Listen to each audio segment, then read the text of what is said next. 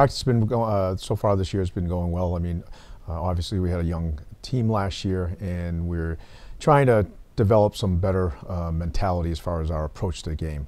We've got to pay attention a little bit more to some details. Last year as freshmen, trying to let them gain confidence, let them understand that, hey, we belong out here as college players.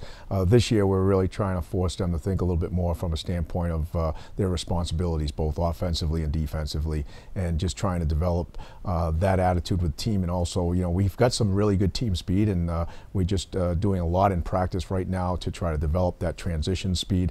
Having the good team speed is fine, but if you don't utilize it, transition in a game, you're really hindering yourself. So we've been focusing on transition and defensive zone play. There's a little bit of change in the scheduling this year, but we started off. Plymouth actually was our third game last year. It's a great place for us to start this year.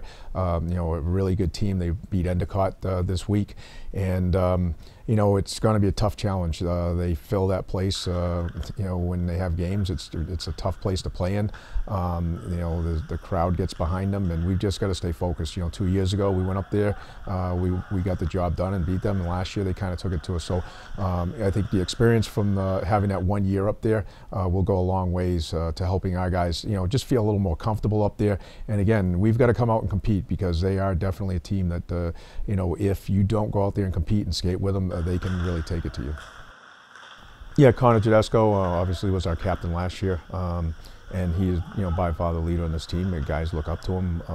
He leads by example. And so, having him back as, having that 1 year experience of captain is going to help us and help him lead the team.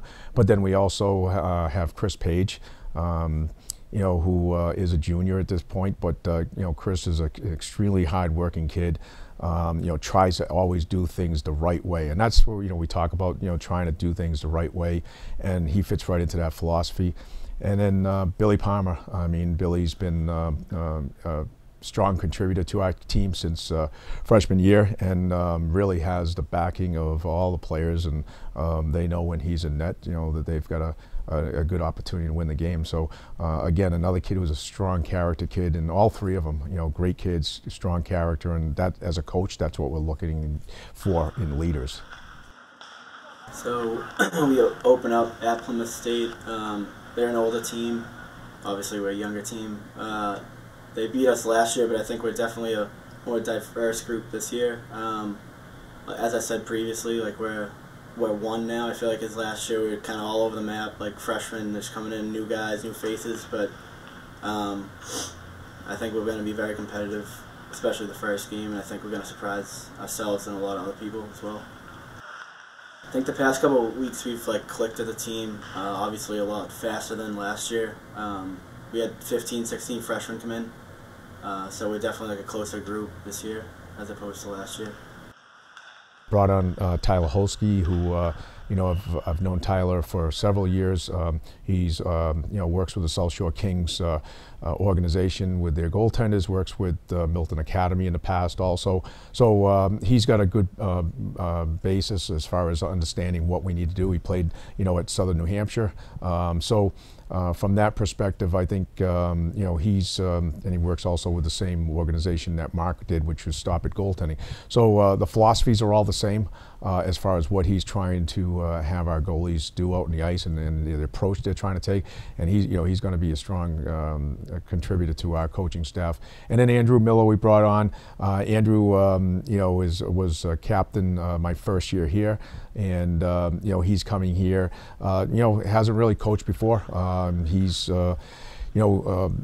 all about Stonehill as far as trying to contribute to the program, trying to help us make it better. And so far it's been great to have Andrew on the ice, just from his conversation, talking with the players, and relaying some of his experiences that he had at Stonehill while he was here, and going forward, and pretty much trying to really tell our guys, hey, when the coaching philosophy or the change happened a few years ago, this is how we approached, how the team took an approach to it, and how it paid off, and how, his senior year was the first year that they won it in the 4 years that he was there. So he's trying to help our guys understand what it really takes to win.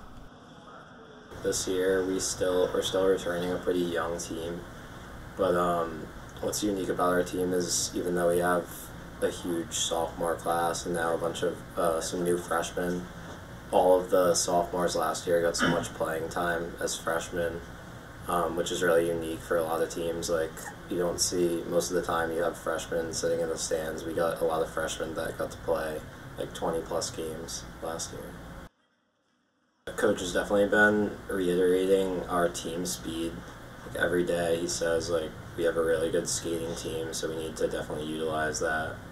And on the defensive end, it's limiting, obviously, limiting our opponents to 3 goals or less, he always says. So we've been focusing on both our team speed, like offensively, and like keeping the puck out of our net, because ultimately that'll create offense for us. As far as the preseason coaches poll goes, I mean, St. A's was up there at top. Understandable. They come back with 2 really strong goaltenders, which, you know, that's where it's really got to start in net. So I'm sure that's why, you know, pretty much they were a consensus for 3 of the top first place votes. St. Michael's was second. You know, St. Michael's had a strong showing last year, was in the finals. And they lost a lot, but I think what they retained, though, was their core. Their core didn't graduate, so they should be, again, a strong contender. And, you know, obviously Assumption wound up winning the whole thing last year just through hard work. And, you know, they're right there again with everybody. So I think with us and then, you know, Franklin Pierce, you know, again, goaltending. You know, kid was one of the best goaltenders in the conference last year. And, you know, you've got a lot of coaching changes. So Southern New Hampshire's got a coaching change. And you know, it's going to be interesting as far as, you know, the challenge that we have this year. I think it's going to be a tight division. It's going to be nice because now we have that conference rivalry with St. A's and St. Michael's, where everybody else is now playing each other 3 times. So it's going to allow for those you know, weekend series games, the Friday, Saturday nights, which are going to make for some exciting hockey. I think Coach has done a great job of setting high expectations and creating a culture of winning. And so I think that if he continues to do that and we continue to try and meet those expectations each and every day on and off the ice, I think that in the end, if we take it game by game, I think that in the end we'll find ourselves successful and top the NE10.